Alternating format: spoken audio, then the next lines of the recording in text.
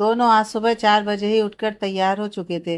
नमन का काम खत्म हो चुका था, तो आज और कल बनारस घूमकर उन्हें परसों निकलना भी था। गंगा आरती देखने की जिद नव्या ने उससे की तो वो मान गया और दोनों एकदम सुबह ही होटल से निकल गए घाट के लिए।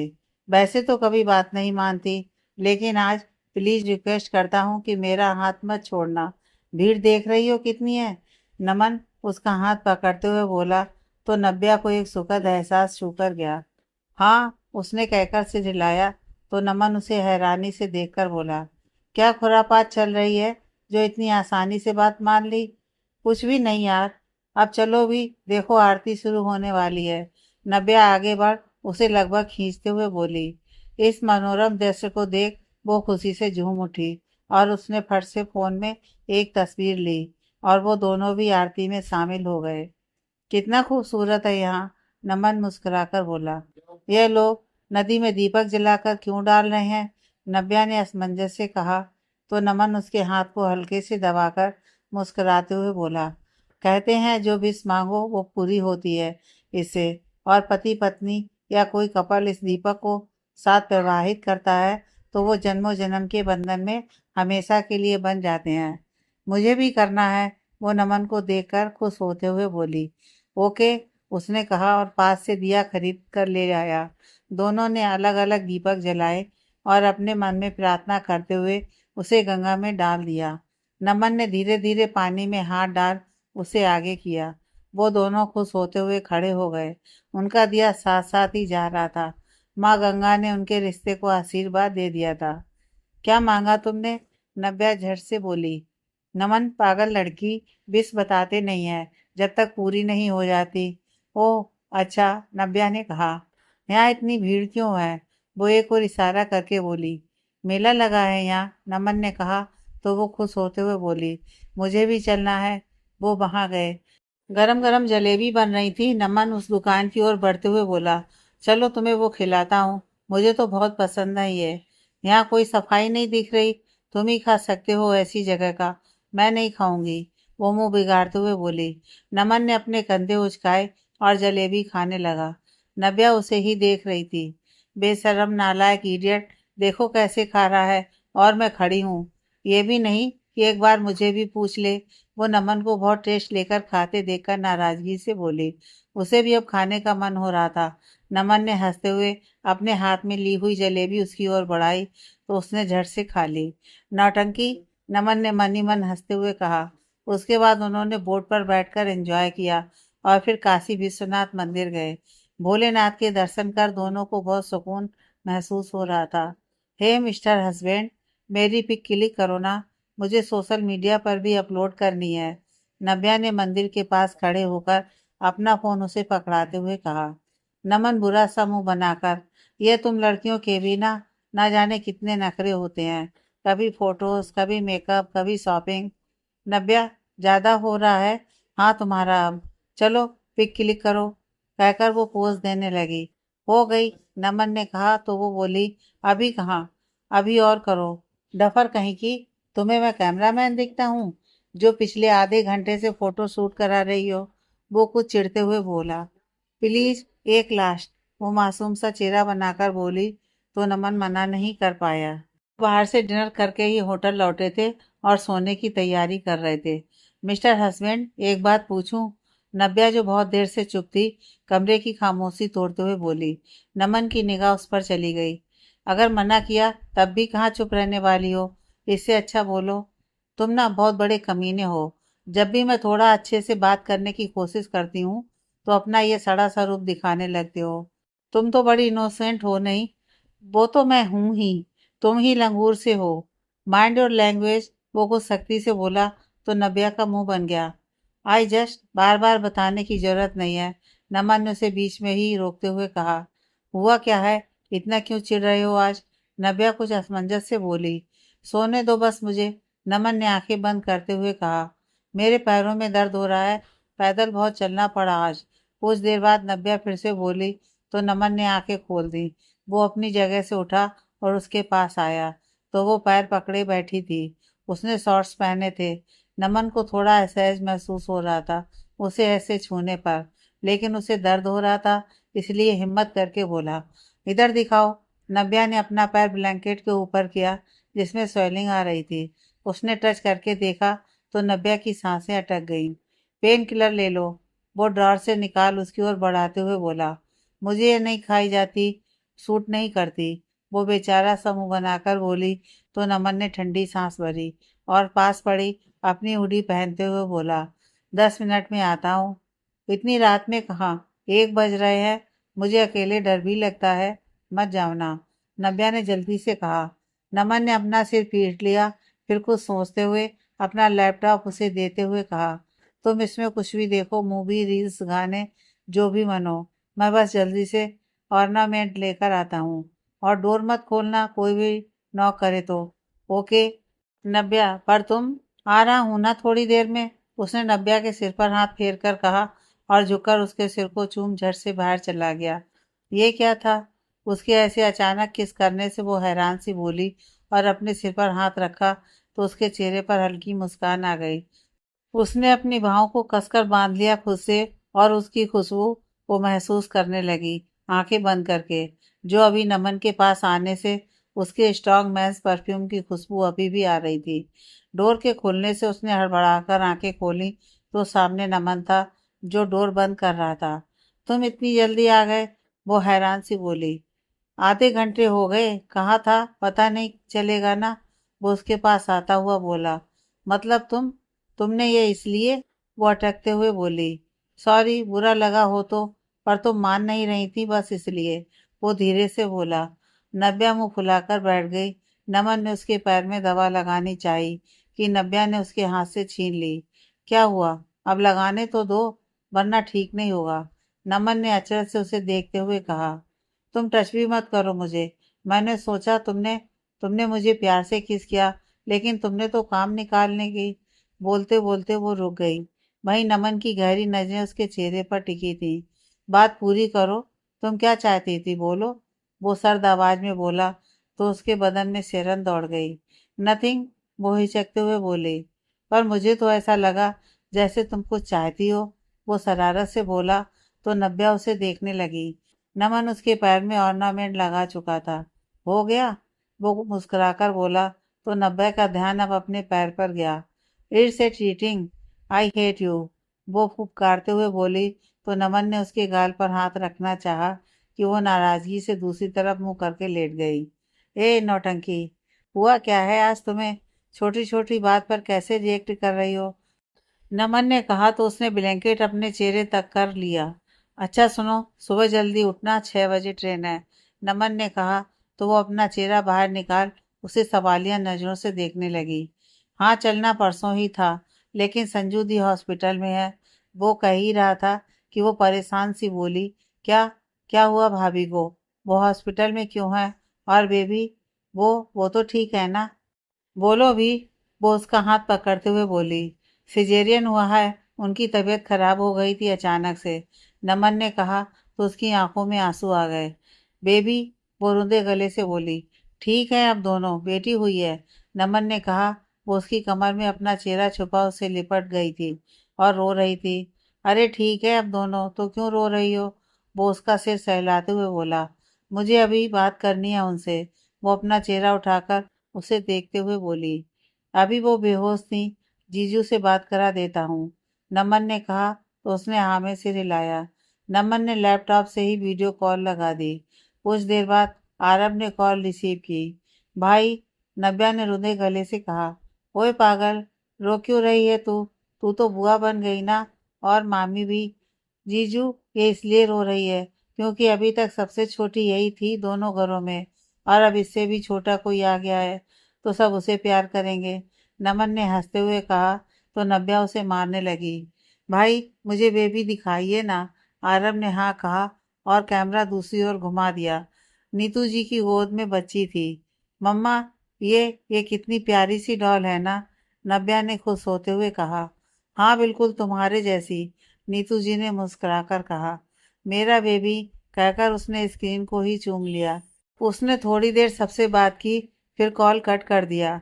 हम ना इसका नाम परी रखेंगे, एकदम परी जैसी ही तो है ये, गोलू मोलू से गाल, मैं तो इसे परी ही बुलाऊंगी। नव्या ने चहकते हुए कहा। दी जीजू का हक है नाम रखने का, मामी नाम नहीं रखती बच्चे का। नमन ने कहा तो वो अपनी आंखें तरेरते हुए बोली, मैं पहले से उसकी बुआ हूँ, उसकी मामी नहीं, समझे। अब तो मामी बन चुकी हो ना, उसके मामू की जान खाकर। नमन ने हंसते हुए कहा, तुम ना बहुत ज्यादा हो रहा है तुम्हारा, वैसे तो तुम भी फूफा जी हुए। नव्या ने कहा, हट, मैं मामू ही ठीक हूँ, उसने कहा तो नव्या उसके गाल खींचते हुए बोली, वैसे ही मैं भी बुआ ही ठीक हूँ, समझे मिस्टर हस्बैंड। अच्छा अब सो जाओ, पैर को भी रेस्ट दो, वरना कल चल भी नहीं पाओगी। नमन ने बेड पर से उठते हुए कहा। हूँ, मैं तो भूल ही गई थी कि तुमसे नाराज हूँ। वो बोली तो नमन को हंसी आ गई। ओके, आराम से रहो नाराज, बस सो जाओ और मुझे भी चैन से सो जाने दो, कहकर वो काउच पर आ गया। राक्षस, वो मुंह बिगाड़ते हुए बोली और लेट गई।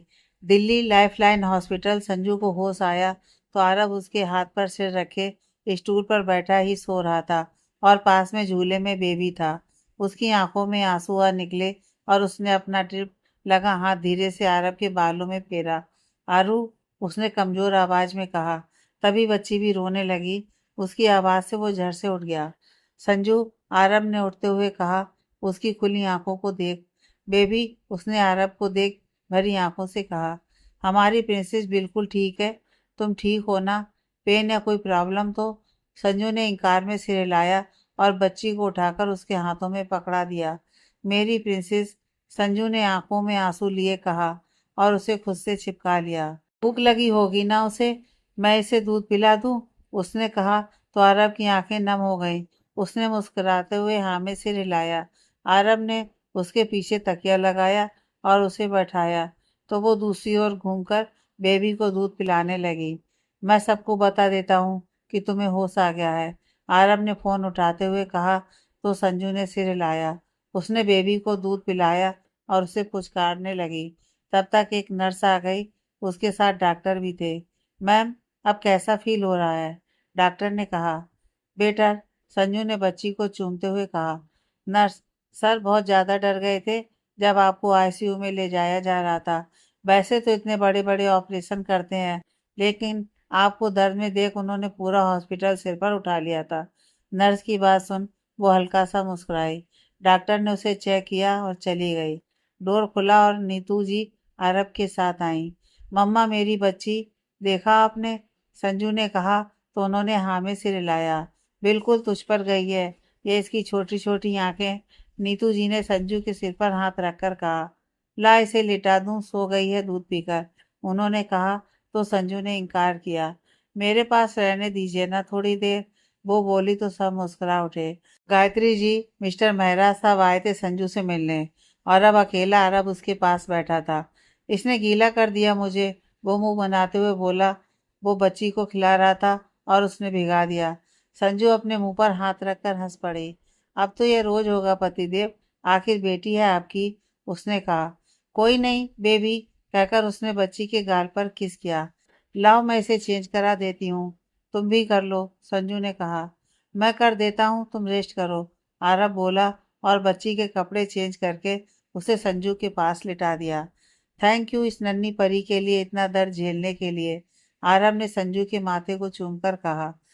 सबसे ज्यादा तो तुम्हें, क्योंकि मेरा इतना ख्याल तो तुमने ही रखा ना, वो मुस्कुराकर बोली। दी, भाभी, दोनों ने साथ ही आते हुए कहा तो संजू जो अभी ही लेटी थी उसने आंखें खोल दी। उसके पास ही गायत्री जी बैठी थी। आ गए तुम दोनों, उन्होंने कहा तो नमन ने आगे बढ़कर उनके पैर छुए। फिर संजू के सिर पर हाथ फेरकर बोला, कैसी हैं आप। ठीक हूँ, संजू गिल फील करते हुए। सॉरी यार, मेरी वजह से तुम दोनों की ट्रिप खराब हुई। भाभी प्लीज ऐसा मत बोलिए, नव्या ने कहा तो संजू ने दोनों को गले लगा लिया। कैसी रही बनारस की ट्रिप, एंजॉय किया, उसने नव्या के गाल पर हाथ रखकर कहा तो उसने नमन को देख बुरा सा मुंह बनाए हुए कहा, हाँ ठीक ही थी, बस आपके इस भाई ने। नमन उसे घूरने लगा तो वो जल्दी से, बहुत एंजॉय कराया, हमने बहुत मस्ती की। नमन ने अब बच्ची को लेना चाहा कि उससे पहले नव्या ने उठा लिया। मेरी परी आजा भूई के पास। बेटू, मैं ना आपकी भूई हूँ, दोनों अब खूब मस्ती करेंगे, वो उसके नन्हे हाथों को पकड़कर बोली। दी, इससे बोलो मेरी भांजी मुझे दे, नमन ने मुंह बनाते हुए कहा, नहीं, अभी तो मैंने लिया, मैं नहीं देने वाली अपनी परी को। देखो मेरे साथ कितनी खुश है। नव्या उसे दूसरी ओर करते हुए बोली, ओए एंग्री बर्ड, मेरी बच्ची दो मुझे। भाभी देख लो आप, अपने इस भाई को क्या क्या बोलता है मुझे। संजू ने अपना सिर पकड़ लिया। वहीं गायत्री जी नव्या को डांटते हुए बोली, बच्ची को नमन, बेटा को दो नव्या। और ये क्या तरीका है, तुम ऐसे बात कर रही हैं, पति है वो तुम्हारा, और तुम्हें बिल्कुल तमीज ही नहीं है। मॉम, ये दोनों एक से हैं, एक को कुछ मत बोलिए, ये भी कम नहीं है, संजू ने नमन को घूरते हुए कहा। नव्या ने उदास होकर बच्ची को उसके हाथ में दे दिया। अरे अब ये मुंह क्यों लटका रही हो, उन्होंने कहा। आपसे अच्छी तो मेरी मम्मा है, वो आपके जैसी इसकी साइड नहीं लेती, नव्या ने मुंह फुलाए हुए कहा। तो गायत्री जी खुश हो उठी, ये जानकर कि उनकी बेटी अपने ससुराल में इतनी खुश है। देखा बेबी, आपने अपनी नक्सड़ी मामी को, ऐसे हमेशा ही आपके मामू से लड़ती रहती हैं, नमन ने बेबी के गाल को छूकर कहा। तो वो टकटकी लगाए नमन को देखने लगी। दी, आपको हॉस्पिटल से कब निकाल रहे हैं, नमन ने पूछा। 2 दिन बाद, आरव ने अंदर आते हुए कहा। वैसे तुम दोनों सीधा हॉस्पिटल ही आ गए, घर जाकर रेस्ट कर लो, थक गए होगे सफर से, आरव ने कहा। नव्या उससे लिपट चुकी थी। हाँ, अभी चले जाएंगे थोड़ी देर में, नमन ने बेबी को संजू के पास लेटाते हुए कहा। वो सो चुकी थी। संजू को रेस्ट करने दो, सब बाहर चलो, गायत्री जी ने कहा। पर मैं तो अभी, आरव ने कहना चाहा। बिल्कुल नहीं, तू भी, वरना तू तो मेरी बेटी को और नहीं आराम करने देगा, गायत्री जी ने कहा। तो वो मुंह बनाते हुए संजू को देखने लगा, जो हंस रही थी। नीतू जी ने दोनों के लिए खाना बना रखा था। खाने के बाद दोनों रूम में आ गए। रात तो ट्रेवलिंग में निकल गई थी और दिन हॉस्पिटल में, जिस वजह से दोनों बहुत थके थे। तुम ना सबके सामने ज्यादा जुबान मत चलाया करो, हमेशा मुझे डांटी खिलाते रहते हो, वो अपना बिस्तर लगाते हुए बोली। यार बिना लड़े तुम्हें सुकून नहीं मिलता ना, मतलब इतना थक गया हूं मैं, और तुम शुरू हो गई। कल लड़ लेना, अभी सोने दो, नमन बेड पर पेट के बल लेटते हुए बोला। कितने कमीने हो तुम, शुरू मैंने किया। नहीं, मैंने किया, अब खुश, बेड पर लेटने की आदत लग गई है, अब नीचे नींद नहीं आ रही। तुम नीचे सो जाओ ना, प्लीज मिस्टर हस्बैंड, वो अपने शब्दों में चाशनी लपेटते हुए बोली। इतने दिन चैन से नहीं सोया, अब तो आराम कर लेने दो, और एक्स्ट्रा स्वीट मुझे डाइजेस्ट नहीं होगा। ओके, तो जहाँ जगह मिली है वहीं सो जाओ, वरना रूम से भी बाहर कर दूंगा।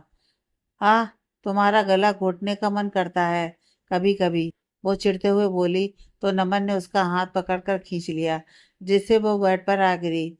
व्हाट इज दिस, वो कुछ गुस्सा करते हुए बोली। सो जाओ ना प्लीज बेबी, यहीं लेट जाओ, लेकिन मुझे सुकून से नींद पूरी कर लेने दो, वो उसके सिर पर थपकी देते हुए बोला। नहीं, मैं तुम्हारे साथ बेड पर, वो कुछ घबराते हुए बोली। कुछ नहीं करूँगा, शायद इतना ट्रस्ट हो गया होगा अब तक, वरना आराम से नीचे सो जाओ, क्योंकि आज मुझ में बिल्कुल भी एनर्जी नहीं है, कहकर वो दूर खिसक गया। नव्या उसे देखती रही कुछ देर तक। वो जल्दी ही सो चुका था। उसने अब नीचे से तकिया उठाया और साइड रखकर उससे कुछ दूरी बना लेट गई। नव्या अभी तक सो ही रही थी कि उसका फोन बजने लगा। उसने झुंझलाकर हाथ बढ़ा, बिना देखे ही कट करके रख दिया कि फिर से बजने लगा। तो उसने अपना कानों पर तकिया लगा लिया। मिस्टर हस्बैंड, देख लो ना, वो नींद में ही बड़बड़ाई। नमन, जो अभी बाथरूम से शावर लेकर निकला था, शर्ट पहन रहा था, उसने देखा फोन अभी बज रहा है, तो जाकर रिसीव किया। साक्षी की कॉल थी। हेलो नव्या, आज कॉलेज आएगी ना। साक्षी, मैं नमन। नमन, ओह सॉरी, मुझे लगा कि नव्या है। वैसे उसका फ़ोन आपके पास, वो आपके घर में है क्या। हाँ, वो सो रही थी तो मैंने रिसीव कर लिया। एंड वैसे भी यह सब पर्सनल मामला है हमारा। सॉरी, आपको बुरा लगा तो। नमन ने कॉल कट कर दी और नव्या का हाथ पकड़ खींचते हुए बोला, उठो, ये सब क्या है, कैसी कैसी दोस्त है तुम्हारी, क्या हुआ, वो आंखें मलते हुए बोली। नमन ने उसे साक्षी की बात बताई तो वो उसके गले में बांह डालते हुए बोली, आज बता दूंगी कि मेरे मिस्टर हस्बैंड हो, सारा झंझट खत्म, बस तरीके से रहो, वो उसका हाथ अपनी गर्दन से हटाते हुए बोला। थैंक यू, जो हाथ सोने दिया, नींद अच्छी आई, वो उसकी तरफ झुककर उसकी आंखों में देखकर बोली। क्या सुबह सुबह नशा किया है जो इतना चिपक रही हो, वो उठते हुए बोला। नशा नहीं किया, बस अपने क्यूट से हस्बैंड पर प्यार आ रहा है आज, कहकर उसने जल्दी से नमन के हाथों को पकड़कर किस कर लिया। नमन की आंखें बंद हो गईं उसके एहसास से। जब आंखें खोली तो वो बाथरूम में जा चुकी थी। ये लड़की झटके देती रहती है, जाने कब क्या कर जाए। उसने अपने बालों में हाथ फेरते हुए कहा। संजू आज घर आ चुकी थी और अपने एक ढीला सा फ्रॉक डाले वो बाथरूम से बाहर आई। आरब बच्ची के साथ खेल रहा था। यह देख वो मुस्कुरा उठी। बेटी को पाते ही बीबी को भूल गए। नॉट बैड, संजू ने मुस्कुराते हुए लेकिन शरारत भरी अंदाज में कहा। तो आरब की नज़र उस पर गई। बीवी तो दिल है मेरा और उसकी धड़कन मेरी प्रिंसेस, तो किसी एक के बिना कैसे जी सकता हूँ जो भूल जाऊं। आरब ने संजू को सहारा देकर बैठाते हुए कहा। बातों में तो कोई नहीं हरा सकता तुम्हें, वो मुंह बनाकर बोली। तो आरब के चेहरे पर मुस्कान आ गई। क्या नाम सोचा है इसका? आरब ने बेबी के नन्हे हाथों में अपनी उंगलियां पकड़ाते हुए कहा। प्रिंसेस के पापा है ना नाम रखने के लिए, तो मम्मा क्या सोचे। पापा तो वैसे भी यूनिक नेम ही रखेंगे ना। संजू ने मुस्कुराते हुए आरब के बालों में हाथ डालते हुए कहा। हाँ ये भी है। आरब ने उसके हाथ को चूमकर कहा। भाभी आपका दलिया, आप जल्दी से इसे और ये मिल्क से फिनिश कीजिए। नव्या ट्रे हाथ में लिए आते हुए बोली। ये देखो पूरी दादी अम्मा बनी है तुम्हारी। आरब ने हंसते हुए कहा। तो नव्या ने बुरा सा मुंह बनाया। भाई आप ना ज्यादा मत बेइज्जत किया करो परी के सामने मुझे। मैं बस अपनी भाभी का ख्याल रख रही हूँ ताकि वो पहले से स्ट्रांग हो जाए जल्दी। नव्या गिलास संजू को पकड़ाते हुए बोली। थैंक यू बच्चे, संजू ने मुस्कुराकर कहा। भाई आप जाकर डिनर कर लीजिए, सब वेट कर रहे हैं आपका। मैंने कर लिया है, तो हूँ भाभी के पास, नव्या ने कहा। तो आरब ने हाँ में सिर हिलाया और बच्ची के सिर पर किस किया। कोई नीड हो तो आवाज़ देना, आरब ने संजू से कहा। तो उसने पलकें झपकाईं। वो बाहर चला गया। आरब बेटा, तुम अब से दूसरे रूम में लेट जाया करो। एक 15-20 दिन तक तो मैं तुम्हारे रूम में संजू और बच्ची के साथ रहूंगी। अभी उससे बच्ची संभाली नहीं जाएगी रात को, फिर धीरे धीरे सीख जाएगी तो दोनों मिलकर देखना। गायत्री जी ने रात के खाने के बाद आरब से कहा, जो अपनी बेटी को गोद में लिए था। यह सुन उसकी जान सूख गई। वही संजू भी उसे देखने लगी, क्योंकि उसे पता था शादी के बाद 3 दिन तो वो दूर रह नहीं पाया था। और अब इतने दिन। हाँ लेकिन बस एक 20 दिन, उससे ज़्यादा 1 मिनट भी नहीं, आरब ने धीरे से भारी मन से कहा। तो संजू और गायत्री जी दोनों के चेहरे पर हल्की मुस्कान आ गई। बच्ची रोने लगी तो गायत्री जी ने उसे आरब से ले लिया और चुप कराने लगी। जाओ अब सो जाओ, रूम साफ करा दिया है ऊपर वाला, उन्होंने कहा। तो आरब ने संजू को इशारे में लव यू कहा और फ्लाइंग किस करते हुए चला गया। ऐसे ही 1 हफ्ता बीत चुका था। नव्या बच्ची के साथ खेलने के लिए मेहरा हाउस में ही रुकी थी और आज बच्ची का नामकरण संस्कार था। सुबह पहले नामकरण की पूजा होनी थी, उसके बाद पार्टी थी शाम को। आरब ने नव्या को घूस देकर किसी तरह मनाया था कि वो बेबी का नाम वही बोले जो उसने बताया है। हंसी खुशी के बीच आज का दिन बीता। नव्या ने उनकी बेटी का नाम साबी रखा था, जो आरब ने उसे बताया था। लेकिन मैं अपनी डॉल को परी ही बोलूंगी, वो बोली। तो आरब ने हंसते हुए कहा। कुछ भी बोल मेरी क्यूटी, तुझे मना किसने किया है। नव्या रूम में थी। नमन से कई दिन से उसकी बात ही नहीं हुई थी। वो नामकरण की पूजा में आया तो था, लेकिन मुश्किल से घंटे भर ही रुका था। और आज 3 दिन हो गए थे नामकरण पार्टी के। उसकी कॉल भी नहीं आई थी। एक बार कॉल तक नहीं कर सकता, राक्षस जैसे। मैं कुछ हूँ ही नहीं इसके लिए, वो बड़बड़ाई। फिर अपना मोबाइल उठाकर नमन का नंबर डायल कर दिया। रिसीव क्यों नहीं कर रहा अब ये, वो कुछ परेशान हो गई।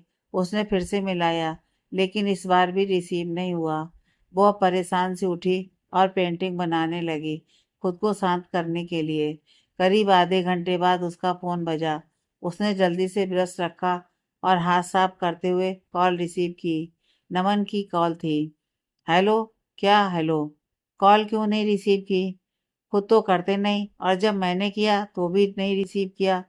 देखो ज़्यादा भाव बढ़ाने की ज़रूरत नहीं है, ओके? अब बोलोगे भी कुछ? तुम चुप करोगी तभी तो बोलूँगा कुछ। बोलो।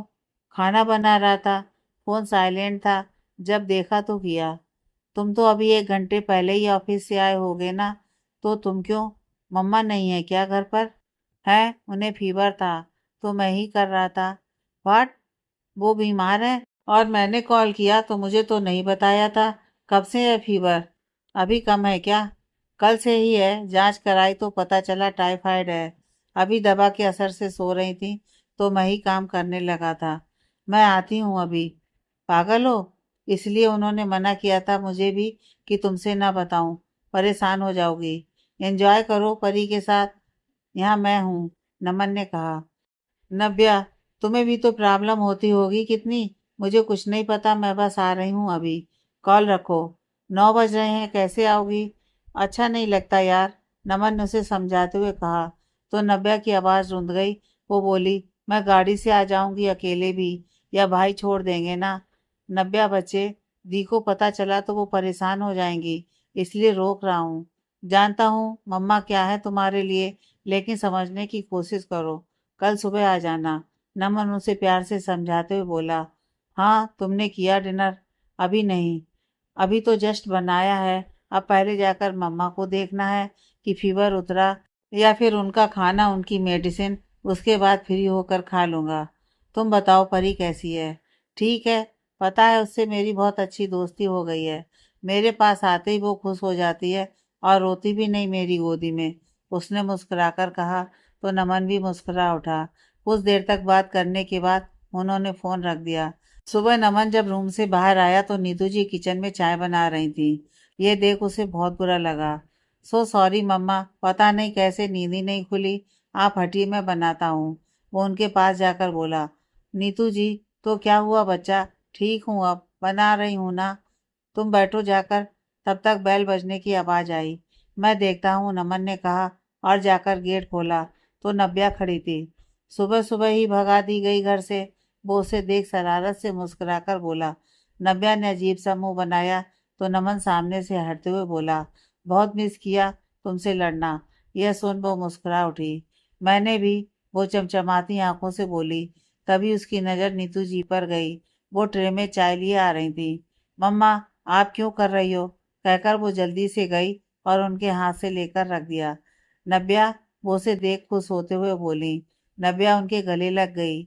मैं आपसे बहुत ज़्यादा नाराज़ हूँ। आपकी तबीयत खराब थी, फिर भी मुझे नहीं बताया। आप मुझे अपनी बेटी नहीं मानती ना? वरना बताती ज़रूर, वो नाराज़गी से बोली। नीतू जी बेचैन हो उसके गाल पर हाथ रखकर। बेटा तू क्या बोल रही है? ऐसा कुछ भी नहीं है। तू तो मेरी सबसे प्यारी बच्ची है, बस तुझे परेशान नहीं करना चाहती थी। अच्छा, तो अपनी माँ का ख्याल रखने, उनकी सेवा करने से कोई परेशान होता है? वो आंखें छोटी करके बोली। अच्छा, मेरी माँ हार गई बस, नीतू जी ने हाथ जोड़कर हंसते हुए कहा। तो नमन मुस्कुरा उठा दोनों को देखकर। आज कितने दिन बाद उसने अपनी माँ को यूं हंसते देखा था, वरना तो बुखार की वजह से मुरझा गई थी। चलो अब चाय भी तो पी लो सब, वरना ठंडी हो जाएगी, नीतू जी ने कहा। तो सबने कप उठाया और पीने लगे। आप अब रेस्ट कीजिए, मैं सारा काम कर लूंगी, वो उठते हुए बोली। सॉरी बेटे, मेरी वजह से तुम्हें आते ही, नीतू जी ने कुछ शर्मिंदगी जताते हुए कहा। आप मुझे गुस्सा मत दिलाइए ऐसी बातें करके, और रेस्ट कीजिए, वो बोली और किचन में चली आई। उसने देखा सिंक में अभी भी रात के बर्तन पड़े थे। नमन वहां आते हुए बोला। तुम्हारा कॉलेज भी तो होगा ना? यह सब रहने दो, मैंने छुट्टी ली है, कर लूंगा। कॉलेज नहीं है, एग्जाम स्टार्ट होने वाले हैं, लास्ट सेमेस्टर के, तो बंद है, वो बोली। नमन, ओ नव्या, तुम चाहो तो जा सकते हो ऑफिस में, मैं हूँ यहाँ, सब संभाल लूंगी।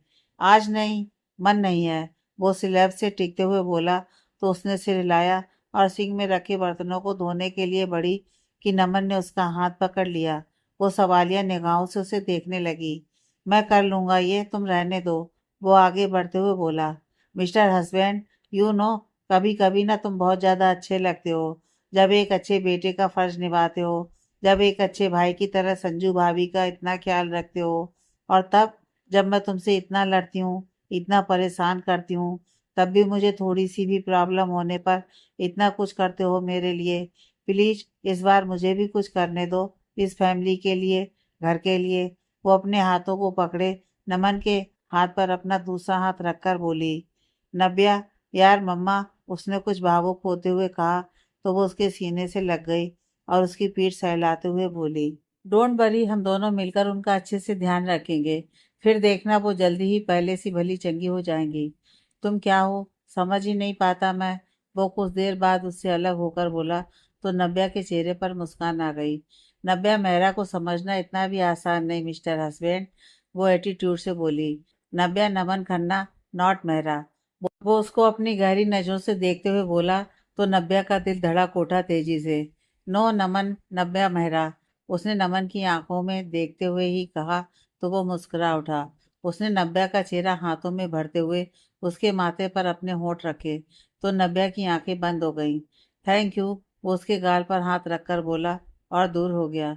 मैं रेडी हो जाता हूँ ऑफिस के लिए। भरोसा है मुझसे भी अच्छे से मम्मा को संभाल लोगी, वो बोला तो नब्या ने मुस्कुराते हुए सिर हिलाया। वो अब रूम में चला गया तो नब्या बर्तन धोने लगी। ये तुम्हारा टिफिन, वो नमन को देते हुए बोली जब वो ऑफिस के लिए निकल रहा था। थैंक यू, वो बोला और चला गया। वो अब नीतू जी के पास आई। मम्मा चलिए जल्दी से खाना खा लीजिए, खिचड़ी बनाई है आपके लिए, फिर मेडिसिन भी लेनी है, वो प्लेट टेबल पर रखते हुए बोली। मेरी बच्ची कितनी समझदार होती जा रही है और सारी जिम्मेदारियां भी संभालने लगी, वो उठते हुए बोली। मैं खिलाती हूँ आज आपको, उसने कहा और अपने हाथ से उन्हें खिलाने लगी। फिर उन्हें मेडिसिन दी और उनके पास बैठकर बात करने लगी। नब्या बेटा, तुम भी जाकर रेस्ट कर लो, कब से लगी हो, थक गई होगी, नीतू जी ने कुछ देर बाद कहा। मैं ठीक हूँ, आपको अकेले छोड़कर नहीं जाने वाली, वो बोली। मैं ठीक हूँ, कोई ज़रूरत हुई तो बुला लूंगी बेटा, वो उसके सिर पर हाथ रखकर प्यार से बोली। पक्का ना, वो अपना हाथ आगे बढ़ाकर बोली। पक्का, वो उसके हाथ पर हाथ रखकर बोली तो नब्या मुस्कुरा उठी और अपने रूम में आ गई। बहुत दिन बाद इस रूम में आकर उसे सुकून महसूस हो रहा था। वो आते ही पेट के बल लेट गई और एक पिलो पर चेहरा रख लिया। नमन शाम को जब घर आया तो हॉल में कोई नहीं दिखा। वो नीतू जी के रूम में आया। पहले तो वो कोई बुक लिए पढ़ रही थी। वो आकर उनका माथा छूता है तो बुखार नहीं था। ठीक हूँ, इतना मत परेशान हुआ कर, वो अभी थोड़ी देर पहले डांट कर भेजा है आराम करने, दिन भर सेवा में लगी थी और अब तू आते ही शुरू हो गया, वो मुस्कुराते हुए बोली। क्योंकि आप ही मेरी जिंदगी है। अच्छा ये बताइए, कोई प्रॉब्लम तो नहीं हुई ना, अब से दर्द तो नहीं है ना, नमन ने कहा तो उन्होंने इनकार में सिर हिलाया। आता हूँ चेंज करके, वो बोला और अपने रूम में आया तो देखा नब्या बेड पर लेटी एक पिलो को हक किए सो रही थी। ये देख उसे नीतू जी की बातें याद आ जाती हैं कि नब्या ने आज कितना काम किया और उसका ख्याल भी रखा। नमन ने अपनी टाई ढीली करके खोलकर एक तरफ रख और शर्ट के दो बटन खोल लिए। वो अब अपने जूते निकाल बेड की साइड आया और नब्या के सिर पर हाथ फेरा। My angry bird, looking so innocent, उसने झुककर उसके सिर को चूमकर कहा और उसे देखने लगा जो बहुत आराम से सो रही थी। आगे की कहानी नेक्स्ट पार्ट में।